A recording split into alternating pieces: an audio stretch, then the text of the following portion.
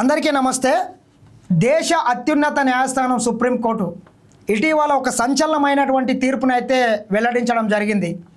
ఎవరైతే దళిత నాయకులు కావచ్చు, దళిత ప్రజలు ఎవరన్నా క్రిస్టియానిటీకి కనుక కన్వర్ట్ అయినట్లయితే వాళ్ళని ఎస్సీల కింద పరిగణించబడరు అనేటటువంటి దాన్ని ఒక సంచలనమైనటువంటి తీర్పునైతే వెల్లడించడం జరిగింది. మరి వివిధ పార్టీ రాజకీయ నాయకులు, కొంతమంది కుల సంఘాల నాయకులు సుప్రీంకోర్టు తీర్పుని కూడా రకరకాల విధాలుగా వాళ్ళకు అనుకూలంగా మార్చుకునే ప్రయత్నం చేస్తున్నారు. మరి ఈ విషయం మీద మాట్లాడడానికి మనతో ప్రస్తుతం మా పోరాటాల రామన్న, తెలంగాణ ఉద్యమకారుల ఫోరం, అదేవిధంగా తెలంగాణ ఆది హిందూ దళిత ప్రజల జేఏసీ రాష్ట్ర అధ్యక్షులు రామన్న గారు మనతో పాటు ఉన్నాడు. రామన్న గారు, చెప్పండి, సుప్రీంకోర్టు ఇచ్చినటువంటి తీర్పుని ఏ రకంగా చూడవచ్చు? అసలు సుప్రీంకోర్టు తీర్పుని మీరు సమర్థిస్తారా?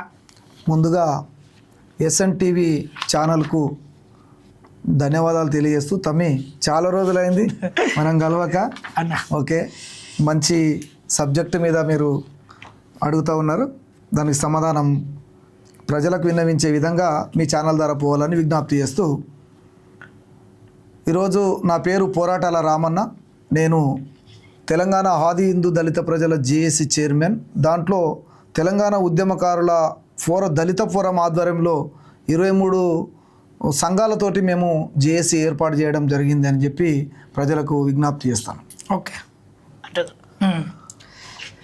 ఇప్పుడు ఏ రకంగా చూడొచ్చు అన్న ఈ సుప్రీంకోర్టు తీర్పుని? కూడా కొంతమంది ఈరోజు చూసుకున్నట్లయితే మందకృష్ణ మాదిగ కావచ్చు, RS ప్రవీణ్ కుమార్ సార్ కావచ్చు, ఇట్లా కొంతమంది మరి దీనికి వ్యతిరేకంగా కొన్ని కార్యక్రమాలు ఇటీవల తీసుకున్నట్లు తెలుస్తుంది. ఏ రకంగా చూడవచ్చు అంటావు? అసలు వాళ్ళు మందకృష్ణ మాదిగ, RS ప్రవీణ్ కుమారు, అదేవిధంగా MP రవి, మాజీ మల్లు రవి, మరి అబ్రాహం లాంటి రాజకీయ నాయకులు వాళ్ళ ముసుగు తొలగించుకోవాలని చెప్పి నేను విజ్ఞప్తి చేస్తున్నా. వాళ్ళ ముసుగు, ఏ ముసుగులు ఉన్నారు వాళ్ళంటే అజ్ఞాన ముసుగులో ఉన్నారు. రాజకీయం, ఇప్పుడు రాజ్యాంగం సిస్టమ్ ప్రకారంగా సుప్రీంకోర్టు ఇచ్చినటువంటి ఆర్డర్ను ధిక్కరిస్తూ మళ్ళీ దళిత క్రైస్తవుల హోదాలు, దళిత క్రైస్తవుల సభలు, దళిత క్రైస్తవుల గర్జన్లని ఏర్పాటు చేస్తున్న వీళ్ళు ముగ్గురు కూడా వీళ్ళ ముసుగు తొలగించుకొని మీరు హిందూ దళితుల లేక క్రైస్తవ దళితుల, మీరు రెండే చెప్పాల్సిన బాధ్యత ఉండదని చెప్పి నేను డిమాండ్ చేస్తాను. ఇప్పుడు క్రైస్తవులు అనేటటువంటి వాళ్ళు సుప్రీంకోర్టు ఇచ్చిన తీర్పు ప్రకారం అసలు వాళ్ళు దళితులే కారు కదా. మరి వాళ్ళు దళితులు అనే కోణం మీద బీసుకుంటారు కాబట్టి వాళ్ళు ఆలోచన చేయాల్సిన అవసరం ఉండదు. ప్రజలు ఆలోచించాలి దీని మీద. దళితులు క్రైస్తవులు కారు. ఆ దళిత క్రైస్తవులు అనే క్రైస్తవ అనే ఏదైతే మతం ఉందో ఆ మతానికి కులం లేదు. వీళ్ళు తీసుకుపోయి ఆడ అంటి పెడుతున్నారు. ఓకే, కులం లేదు. వీళ్ళు తీసుకుపోయి ఆడ అంటి పెట్టి వాళ్ళు అక్కడ పోయినా కూడా మేము ఎట్లా అంటే నరసింహ మీ దారి ఇవ్వాలని నేను కోరుతా ఉన్న ప్రజల్ని. 70 ఏళ్ళ నుంచి భారత రాజ్యాంగం అమలు అయినప్పటి నుంచి ఈ ఎస్సీ రిజర్వేషన్ టోటల్గా వీళ్ళే క్రైస్తవ మతానికి చెందినటువంటి వీళ్ళే కొట్టుకుపోయారు. కొట్టుకుపోవడానికి కారణం మందకృష్ణ మాదిగ, RS ప్రవీణ్ కుమార్ లాంటి వాళ్ళే. ఇలాంటి వాళ్ళు సపోర్ట్ చేయడమే ఓటు బ్యాంకు రాజకీయాలు. ఓకే, ఒక దిక్కు తీసుకుంటే ఈ దేశాన్ని ఏలినటువంటి కాంగ్రెస్ పార్టీ తీసుకున్నా, మరి ఒకవేళ కాంగ్రెస్ పార్టీ ఆ రోజు నుంచి ఈ దేశాన్ని పరిపాలించింది అనుకుంటే కాంగ్రెస్ పార్టీ ఇమ్మీడియట్లీగా ఎస్సీ హోదా క్రైస్తవులు కల్పించవచ్చు. కానీ వాళ్ళు కూడా గౌరవించుకుంటూ వచ్చారు. ఇందిరాగాంధీ కానీ, ఆ రోజు నుంచి వచ్చి నెహ్రూ కానీ, ఇందిరాగాంధీ కానీ ఇప్పటికి కూడా వాళ్ళు గౌరవించుకుంటూ వచ్చారు కాబట్టి ఈరోజు అది నిలబడ్డది అని చెప్పి నేను అంటున్నా. అదేవిధంగా రెండవది తీసుకుంటే తెలంగాణ రాష్ట్రంలో కేసీఆర్ గారు తొలి ముఖ్యమంత్రి ఉంటారు. ఆయన వచ్చినప్పుడు క్రైస్తవుల ఇంతమంది క్రైస్తవులు ఉంటారు, వాళ్ళకి సదుపాయాలు కల్పించండు. ఓకే, క్రిస్టియన్లకు సదుపాయాలు కల్పించారు. వాళ్ళ ఆధార్ కార్డ్స్ సంబంధించిన ఎవరెవరు క్రైస్తవులు అని కూడా ఎవడైనా సంపాదించండు. మరి ఆయన కూడా గొప్ప అనుకున్నాలి. మనం రాజకీయాలు చూస్తే ఈరోజు RS ప్రవీణ్ కుమార్ ఎగిరెగిరి పడుతున్నాడే. నీవు RS ప్రవీణ్ కుమార్ తెలంగాణ రాష్ట్రానికి కానీ ఆ TRS పార్టీ కానీ నువ్వు పునాది కాదు. నువ్వు అన్ని రకాల బోర్లేసి వచ్చినోడవు కాబట్టి ఇవాళ నీకు ఒకటే హెచ్చరిస్తున్నాం. నువ్వు మందకృష్ణ మాదిగా, నువ్వు ఇద్దరు చాలా జాగ్రత్తగా వహించాలి. ఆయననేమో బీజేపీకి, నువ్వేమో మన BRSకు. ఇలా ఓటు బ్యాంకు తొత్తులుగా వీళ్ళిద్దరిని కూడా ముంచేటటువంటి పడవలిల్లు. RS ప్రవీణ్ కుమార్ మా పార్టీ కాదండి. ఎన్నో పార్టీలు, ఆయన పార్టీ కాదు. ఆయనకు రక్షణ లేనప్పుడే బహుజన్ సమాజ్ పార్టీ, నేను బహుజన్ సమాజ్ పార్టీకి వెళ్ళి ఎమ్మెల్యేగా పోటీ చేసిన. పరిగి నియోజకవర్గంలో 14లో నేను. అవును. కానీ ఆయన బహుజన సమాజ్ పార్టీని కూడా ముంచిండు. అలా పరిస్థితులను బట్టి నేను బీఆర్ఎస్లో ఉండి మొదటి నుంచి బీఆర్ఎస్లో ఉన్నా కాబట్టి నేను మళ్ళీ బీఆర్ఎస్లోకే ఉన్నా కాబట్టి నిజంగా ఇవాళ కేటీఆర్ గారికి మొన్న నేను ఒక లేఖ రాసిన, ఆర్ఎస్ ప్రవీణ్ కుమార్ చేస్తున్నటువంటి విధానం మనకు ఓటు బ్యాంకు రాజకీయాలు చేస్తున్నాడు కాబట్టి దళితులంతా దూరం అవుతారని చెప్పి నేను విజ్ఞప్తి కోరిన. ఏమన్నాడు మరి? ఆర్ఎస్ ప్రవీణ్ కుమార్ మీద ఏమన్నారని ఇక్కడ కనిపించింది. మాకు ఏదో పాలమూర్ల క్రైస్తవ దళిత గర్జనని పెట్టినరు, మొన్న పెట్టినరు. ఆ గర్జనకు పోకపోవడం కారణం ఏంటంటే ఇక్కడ ఉన్నటువంటి హిందూ దళితులు హెచ్చరిక తర్వాత ఈ పార్టీలో కూడా నేను ఆ రోజు అనుకుంటున్నా నేను ఇలా బీఆర్ఎస్ సాధిస్తానని విజ్ఞప్తి చేస్తున్నా. ఆయన రాలేడంటే నేను గెలిచిన అనిపించింది ఆ రోజు. ఎవరు రాలేదు? ఆర్ఎస్ ప్రవీణ్ కుమార్ రాలేదు. ఎందుకు రాలేదంటారా? నలుగురు రాలే. ఆర్ఎస్ ప్రవీణ్ కుమార్, మందకృష్ణ మాదిగ, మల్లు రవి గారు, జాన్ వెస్లీ వచ్చిండు. తర్వాత ఆయన సంపత్ కుమార్. ఓకే. ఏమంది సంపత్ కుమార్ గారు? అబ్రామ్ సంపత్ కుమార్ గారు ఏం చేస్తున్నారు? ఆయన ఒక యేసుక్రీస్తు ఫోటోను పట్టుకుంటే ఎంత రాజ్యాంగ విరుద్ధంగా పనిచేస్తున్నది, చట్టం ఇవాళ ఏం చేస్తున్నది అనే దాని మీద నేను విజ్ఞప్తి కోరుతున్నా. ఇప్పటికైనా జరిగింది ఈ దేశానికి సుప్రీంకోర్టే అంతిమం. సుప్రీంకోర్టు ఏమి ఇచ్చినా ఆ గైడ్లైన్స్ ప్రకారంగా మనం జీవనోపాధి కానీ ప్రతి విషయం కూడా నడవాలి. కాబట్టి ఇవాళ కలెక్టర్లకు విజ్ఞప్తి చేస్తున్నా, ఈ పని చేసి ఎక్కడెక్కడ చర్చలు ఉన్నాయో వాళ్ళందరూ ఎవరెవరు పోతున్నారో ఇవన్నీ ఎంక్వైరీ చేసి వాళ్ళకి బీసీ సర్టిఫికెట్లు ఇచ్చి నిజమైన హిందూ దళితులకు న్యాయం చేయాలని చెప్పి నేను విజ్ఞప్తి చేస్తున్నాను. అంటే వాళ్ళని ఖచ్చితంగా ఎవరైతే క్రిస్టియన్లు ఉన్నారో వాళ్ళు ఎట్టి పరిస్థితుల్లో ఎస్సీ హోదా పొందడానికి హక్కు లేదు వాళ్ళకి అంటారు లేదని సుప్రీంకోర్టే ఇచ్చే కదా. ఇచ్చినాక యంత్రాంగం ఏం చేస్తున్నది? ఇంకా వీళ్ళు దళిత క్రైస్తవులు అని చెప్పిన వీళ్ళ మీద నేను ఎస్బీని, ఇంటెలిజెన్స్ను, పోలీస్ బ్యూరోను విజ్ఞప్తి కోరుతున్నా. వీళ్ళు ఎక్కడెక్కడైతే క్రైస్తవ సభలు పెడతారో వాళ్ళు ఎవరెవరు వచ్చారో వాళ్ళ మీద నిఘా పెట్టాలని చెప్పి నేను కోరుతా ఉన్నాను. ఓకే. నిఘా పెట్టి పకడ్బందీ ప్రణాళిక చేయాలని చెప్పి. అదేవిధంగా నేను ఒక రేవంత్ రెడ్డి గారికి, గౌరవ ముఖ్యమంత్రి రేవంత్ రెడ్డి గారికి ఒక విజ్ఞప్తి చేస్తున్నా. ఈ దేశం ఏం జరిగిన పార్టీల వైపులో చూడకుండా ఇప్పటిదాకా నిజంగా ఎస్సీలకు అందాల్సిన రిజర్వేషన్స్ అన్నీ కూడా కన్వర్టెడ్ క్రిస్టియన్లు కొట్టుకుపోయారు. కాబట్టి ఇప్పుడన్నా మీ ఆధ్వర్యంలో గ్రహించి న్యాయం చేయాలి తెలంగాణలో తనకు విజ్ఞప్తి చేస్తాను. ఇప్పుడు పొద్దుగాల లేస్తే పొద్దుమిక్తే అన్నా సరే ఈ దేశ ప్రధానమంత్రి కావచ్చు వాళ్ళ పార్టీ సిద్ధాంతం అసలు క్రిస్టియన్లు అంటేనే ఇక మాకు పడనట్లు ఉంటారు. మరి ఈరోజు మందకృష్ణ మాదిగ గారిని చూసుకున్నట్లయితే ప్రధానమంత్రి నరేంద్ర మోడీ గారు కూడా మొత్తం గుండెలకు అద్దుకుంటున్నారు. ఏ రకంగా చూడవచ్చు అంటే అది మొత్తం ఒక రాజకీయ ఎత్తుగడ అనుకోవచ్చా? 100% ఈరోజు రాజకీయ ఎత్తుగడను మోడీ గారికి తీసుకుపోతున్నటువంటి వ్యవస్థ ఎవరిదంటే ఈయనదైనా కపటం ఉన్నది, మందకృష్ణ దగ్గర కపటం ఉన్నది. కానీ కపట నాటకాలతోటి ఆయన దగ్గర తీసుకుపోతున్నాడే. అంటే వాళ్ళు వాస్తవానికి ఈ దేశంలో దేశ బాధ్యతను చూసేటటువంటిది పార్టీ ఏదైనా ఉన్నదంటే బీజేపీ అనుకుంటాం మనం.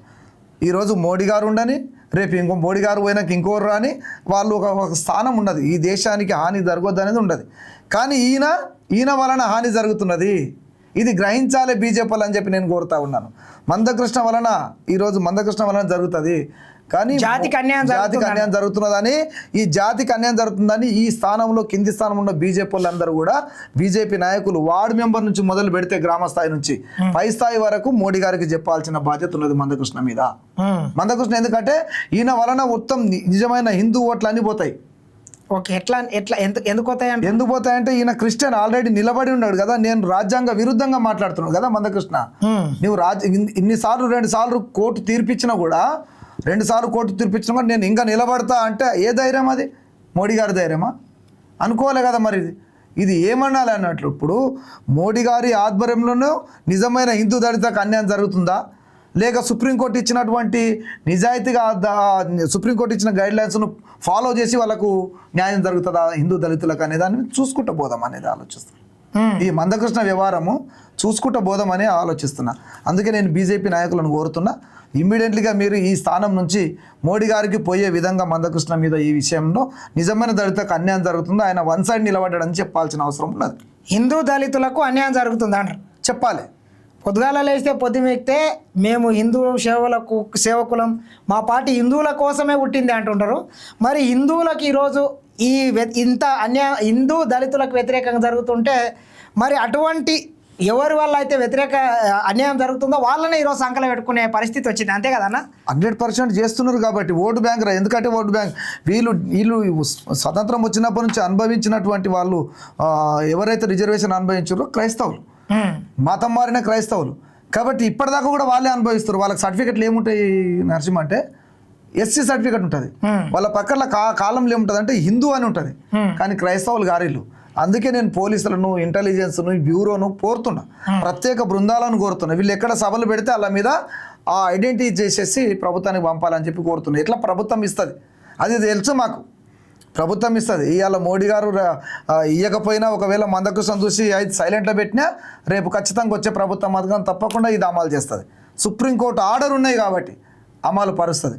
కానీ నిజంగా అట్లా చూస్తే ఎస్సీ వాడలని క్రిస్టియన్ చర్చిలు ఎందుకు కడతారు? మరి బీసీ వాడలో కట్టొచ్చు కదా, రెడ్డి వాడలో కట్టొచ్చు కదా. అవును, అంటే టోటల్గా మా ఎస్సీలలో వీళ్ళకి పేదలు, వీళ్ళకి చదువులు లేవు, వీళ్ళకి ఈ నిజాం పరిపాలనలో చదువులు లేవు కాబట్టి ఇక్కడ అది జల్లదు, లేవు కాబట్టి ఇదంతా ప్లాన్ చేసి వీళ్ళని అందరిని కూడా కన్వర్టెడ్ చేద్దామని ప్రయత్నం జరుగుతున్నది. ఓకే, ఆ పాస్టర్లు వచ్చి ఏం చేస్తారంటే బొట్టు పెడితే ఆ బొట్టు పెట్టొద్దమ్మా అది సైతాన్, లేకపోతే గాజులు ఉండొద్దమ్మా ఇది సైతాన్, అరే ఇది జరుగుతుందమ్మా నువ్వు పుస్తే ఉండొద్దమ్మా అని చెప్తారు. చివరికి హాస్పిటల్లో జాయిన్ అవుతారు చూడు, డెలివరీ అవుతున్నటువంటి పాపలు ఎవరైతే మన బిడ్డలు డెలివరీ అవుతున్నారో వాళ్ళ దగ్గర కూడా ముందు ఒక ఫోటో చూపిస్తారు సాయిబాబాది, తర్వాత ఇంకో ఫోటో చూపిస్తారు. చూపితే ఏమమ్మా కాలేదంటే నువ్వు ఇంజెక్షన్ ఇచ్చిన తర్వాత లేట్ అయ్యి ఇంజెక్షన్ ఇచ్చి వాళ్ళు కాన్పు రెడీగా అయ్యే 5-10 నిమిషాలు రెడీగా అయ్యే టైంలో ఇగో ఏసుని నమ్మకమ్మ, ఆ పాస్టర్లు ఆ పిల్లలు ఆ డాక్టర్ నీవు ఏసుని నమ్మకమ్మ, నీవు ఏసుని గోలిస్తావంటే అయితే చూడంటే ఇక చివరికి అదే కదా, చివరికి ఇప్పుడు కాన్పు అయ్యే సమయం దగ్గరకు వచ్చినప్పుడు ఆ ఫోటో మీద ప్రమాణం చేసి దేవుని మనం నమ్ముకుంటా ఆమె డెలివరీ అయిపోతుంది. అయినాక వీళ్ళు నమ్మకం పడతావు కదా నిజం అంటే పిల్లలకు కూడా హాస్పిటల్లో కూడా అంత క్లియరిటీ నడుస్తున్నది అలాది. ఇంత డేంజర్ వ్యవస్థ పిల్లలకు కూడా అదే చెప్తాను. ఇప్పుడు స్కూళ్ళలో కూడా అదే నడుస్తున్నది. నువ్వు చాలా గ్రామాల్లో పోండి, ఆ పాస్టర్కి చదివే రాదు, మనం డిగ్రీలు దాకా చదువుకున్నాం, ఇట్లా పట్టుకుంటాడు ఆయన పాస్టర్ బైబిల్ పట్టుకొని పోతాడు, ఏం చెప్తాడో తెలియదు కానీ మనల్ని నమ్ముతున్నారు. రిజర్వేషన్లు పోతున్నాయని నమ్మిన తెల్లారి ఈ విషయం గ్రామాల్లో తెలిసిన తెల్లారే మేము ఆ నుంచి వాళ్ళను అక్కడ కూడా రానియరు. ఆ పని మేము చేస్తున్నాం నరసింహ, మేము 2 చేస్తున్నాం. ఒకటి రాజ్యాంగాన్ని నమ్ముకొని రాజ్యాంగం ఇచ్చిన తీర్పున, కోర్టు ఇచ్చిన తీర్పును అమలు పరచాలని వెళ్తున్నాం. అది ప్రభుత్వం మీద ఒత్తిడి తీసుకుపోతున్నాం, ఏది చట్టం మీద ఒత్తిడి తీసుకుపోతున్నాం. రెండవది ఏం చేస్తున్నాం అంటే ఓటు బ్యాంకు రాజకీయాలు చేసి వీళ్ళందరూ మనల్ని చేశారు కనుక మన ప్రజల్ని ఓటు చేతనం కూడా చేస్తున్నాం. మేము 2 చేస్తున్నాం. అది మేము బయలుదేరినాం ఆల్రెడీ. మా అన్ని జిల్లాల కమిటీలు అయిపోయినాయి. రేపు 23న ఆగస్టు 23న రౌండ్ టేబుల్ సమావేశం వికారాబాద్లో పెట్టాము. 5 రాష్ట్రాలది. ఓకే, 5 రాష్ట్రాలది. మా ప్రయత్నం మేము చేస్తున్నాం. ఖచ్చితంగా చైతన్యం రావాల్సిన అవసరం 100% చైతన్యం రావాల్సిన అవసరం ఉండదు. ఇది నిజమైన హిందూ దళితులు అందరు వినాలే. ఒక మాల మాదిగలే కాదు, ఉపకులాల బైండ్లలు వాళ్ళే కాదు, ఈ సమాజంలో ఉన్నటువంటి అన్ని కులాలలో కూడా ఈ వార్తకి సపోర్ట్ చేయాలి. ఎందుకంటే ఇది ధర్మమైంది. రాజ్యాంగాన్ని రక్షణ అంటారు కదా. అవును, మరి క్రైస్తవులు రాజ్యాంగాన్ని రక్షణ అంటే మరి అన్యాయం చేస్తున్నప్పుడు ఎట్లా రక్షణ అవుతుంది? కరెక్ట్. ఇది మీరు న్యాయంగా మాట్లాడండి. మీరు నిజంగా అంబేద్కర్ మీద కొంతమంది వస్తారు, సోకాల్డ్ లీడర్స్, వాళ్ళు వస్తారు, అంటే జై అంబేద్కర్, జై భీమ్ అంటారు. జై అంబేద్కర్ మావాడు అంటే మరి అంబేద్కర్ గారు ఇచ్చినటువంటి తీర్పుని మీరు అంగీకరించకుండా, అంబేద్కర్ గారు ప్రవేశపెట్టినటువంటి ఆర్డర్ 1915లో ఇచ్చిన ఆర్డర్ను ప్రవేశపెట్టకుండా దానికి వ్యతిరేకంగా మాట్లాడుకుంటా మరి ఇలా కోర్టు ఎందుకు తీర్పిచ్చింది? ఓకే, ఒక్కసారి కాదు 2 సార్లు. మళ్ళీ ఆనంద్ అనే వ్యక్తి మళ్ళీ పోయింది కోర్టుకు, పోతే కూడా మళ్ళీ కొట్టేసింది పాస్టర్. అంటే ఇంత దౌర్జన్యం జరుగుతున్నది. మాకు మతంతో సంబంధం లేదు. మా రిజర్వేషన్లు పోతున్నాయి కనుక మేము పోరాడుతున్నాం.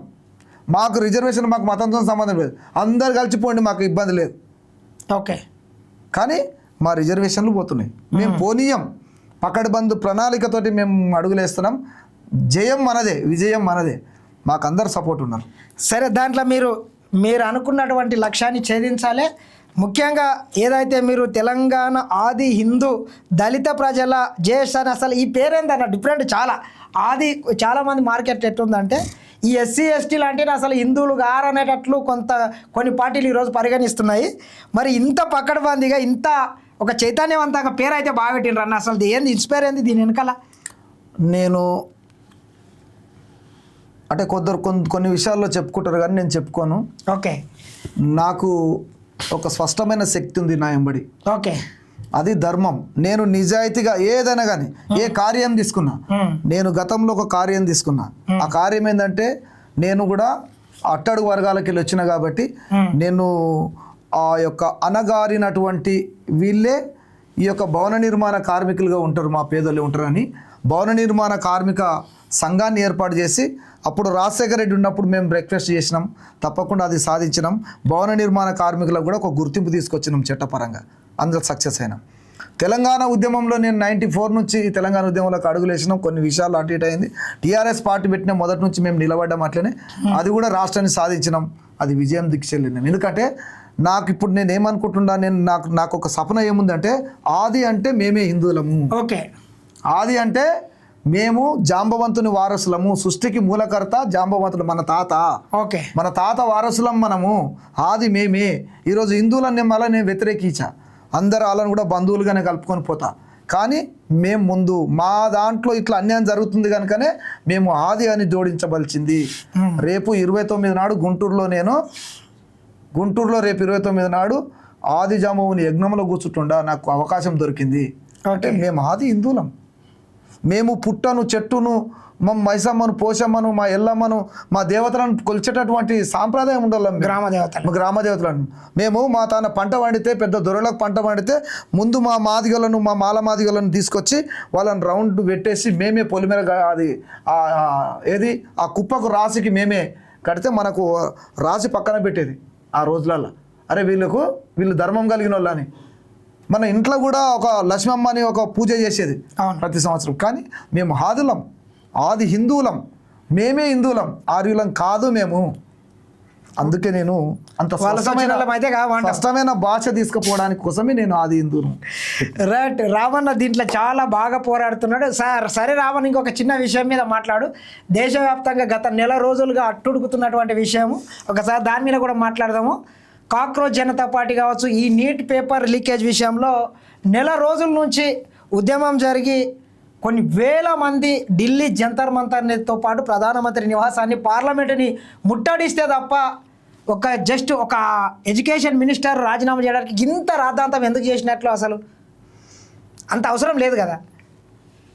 నేను ఆ ఉద్యమానికి ఆది హిందూ దళిత ప్రజల జేఏసీ ఫుల్ సపోర్ట్. ఓకే. మన వాళ్ళు కూడా అక్కడ మన పిల్లలు జనార్దన్ అనే మన సభ్యుడు కూడా ఆడ పనిచేస్తున్నారు. ఓకే, వారి యొక్క పోరాటం నిజం ఉంది కాబట్టి ఈరోజు ఫలించింది. ఓకే. కానీ కేంద్ర ప్రభుత్వం ఈ పోరాటం నిర్లక్ష్యంగా చూసింది కాబట్టి విజయం దశలో వెళ్ళింది. ఈరోజు ఆయన విద్యాశాఖ మంత్రి రాజీనామా చేసే దిశగా వెళ్ళింది.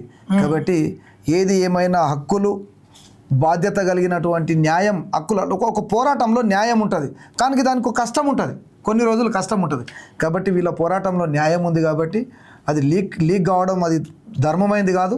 ఓ ప్రజాస్వామ్యబద్ధంగా ఈ దేశాన్ని వెళ్తున్నటువంటి బీజేపీ పార్టీకి అది మంచిది కాదు. మరొకసారి జరగొద్దని చెప్పి నేను విజ్ఞప్తి చేస్తాను. మొత్తం మీద విద్యార్థుల డిమాండ్కు సర్కార్ అయితే ఎంత పెద్దోళ్ళైనా ఎంత దిగొచ్చింది. ఇది 100%.